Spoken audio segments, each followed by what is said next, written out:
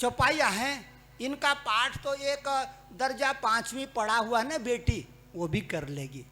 दुर्गा सप्तशती का पाठ तो बड़ा क्लिष्ट है, उसे करने में गलती भी हो सकती है आपसे, लेकिन इसमें क्या गलती होनी है।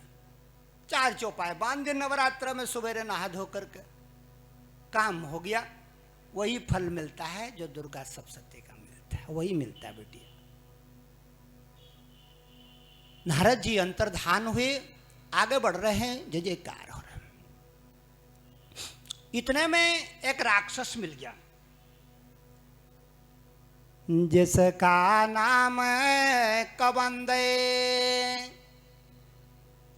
कबंद ने भगवान को रोक दिया रास्ता। ये पुराने जमाने में गंधर्व था, भगवान ने इसका उद्धार किया। अब लीला आगे बढ़ रही है बिटिया। ताहे देई गति है, ताहे दे गते राम उदारा। कबंद को गति दे दी। ताहे दे गते राम उदारा। सबरी खेया श्रम पगोधारा। ताहि दे गति राम उदारा। ताहि दे गति राम उदारा। ताहि दे गति राम उदारा। ताहि दे गति राम उदारा। सबरे के आश्रम पगोधारा।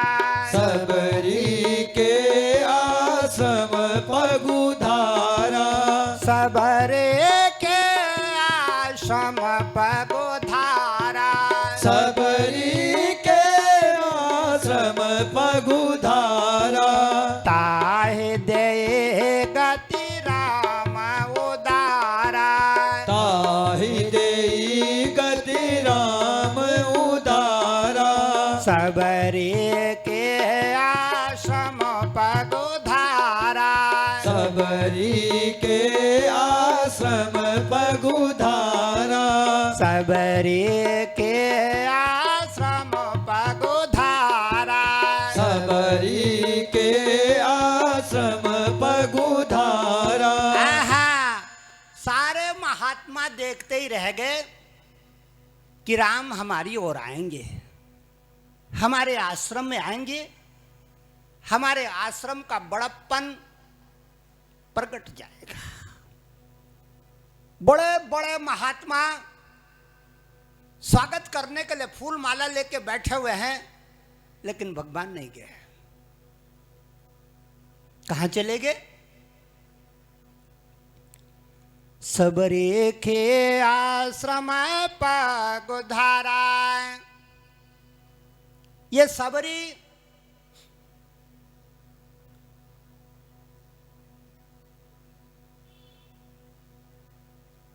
आज अपने आश्रम में प्रातः काल इसने पूजा पाठ किया, सूर्य को अर्घदान किया। सामने इसने क्या देखा? इसके गुरु का, जहां गुरु पूजा करते थे, शिवालय बना हुआ था, शिवालय। और जब गुरु जिंदा थे तो सबरी अपने बुढ़े गुरु को, 100 साल के गुरु को हाथ पकड़ कर शिवालय में ले जाती थी। फूल चढ़ाओ, जल चढ़ाओ, पत्ती चढ़ाओ। 100 बरस के बाबा मतंग सबरी को अपनी बेटी मानते थे। वो कहते थे मेरा तो कोई है नहीं। मतंग ऋषि बहुत बड़ा ऋषि हुआ, मेरी माता बहुत बड़ा ऋषि है मतंग ऋषि। मतंग ऋषि कहते थे मेरा तो कोई है नहीं, मेरी एक कन्या है सबरी, ये मेरी लाडली है, ये बचपन से मेरे आश्रम में पली है, शिक्षा ग्रहण की है और बचपन से मेरे को देखभाल करती है। मेरी कन्या भी है और मेरी माँ भी है। कौन कहता था? मतंग ऋषि। देखो मेरी बहनों, बाप को कन्या में बेटी भी दिखाई देती है और माँ मर गई तो माँ भी दिखाई देती है। ये नियम है। अगर किसी की माँ नहीं है तो अपनी कन्या में उसको माँ दिखाई देती है कभी कभी। मतंग ऋषि कहता था मेरी बेटी है ये सबरी, इसको ज्ञान ध्यान जितना दे सकूं दे दूं। सब कुछ सिखाया बाप ने, बेटी को योग्य बना दिया। जब जिंदा थे तो सबरी मतंग ऋषि को कांपते कांपते हाथों से पूजा करवाते। हाथ कांप रहे हैं।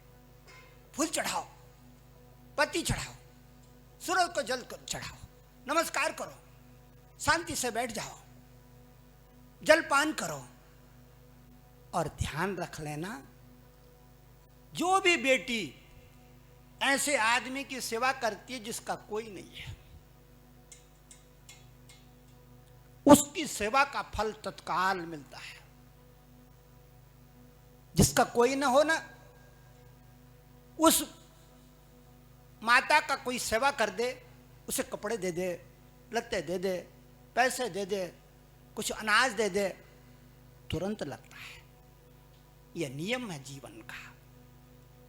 जिसका कोई नहीं है उसको दान करना चाहिए बिटिया। उसकी आत्मा आशीर्वाद करती है और बहुत आशीर्वाद करती है। मतंग ऋषि की सेवा का फल आज मिलने वाला है सबरी को।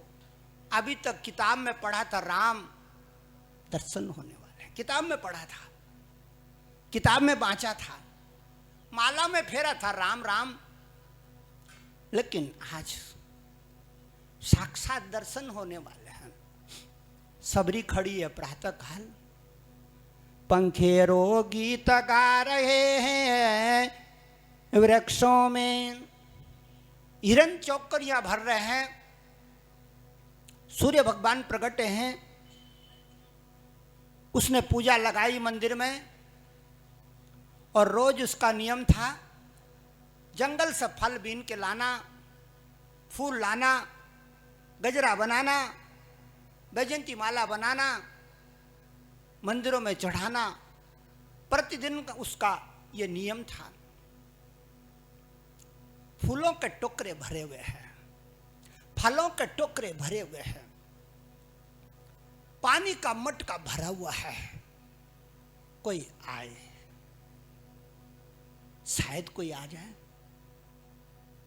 शायद आज कोई आए। मेरे हाथों का लाया हुआ जल ग्रहण करे तो मेरे हाथ पवित्र होवे। आपके हाथ का जो कोई पानी पी लेगा बिटिया, आपकी मेहनत सफल हो जाएगी, आपकी मेहनत फलीभूत हो जाएगी, आपकी मेहनत में 4 चांद लग जाएंगे। सब देख रही है, सामने झंडा फर फर फर फर मतंग ऋषि के आश्रम का। एक पेड़ की डाल पे मतंग ऋषि के कपड़े अभी तक सूख रहे हैं। देखो गुरु के कपड़े, गुरु स्वर्गवासी हैं, गुरु नहीं है आश्रम में, चला गया, स्वर्ग चला गया, लेकिन उनके कपड़े पेड़ में सूख रहे हैं अभी तक, अभी तक पेड़ में पड़े हैं और सूख रहे हैं। सबरी देखती है गुरु के वस्त्रों को, शायद फिर आ जाए। जिससे हम प्रेम करते हैं मेरी माता, उसकी चीज से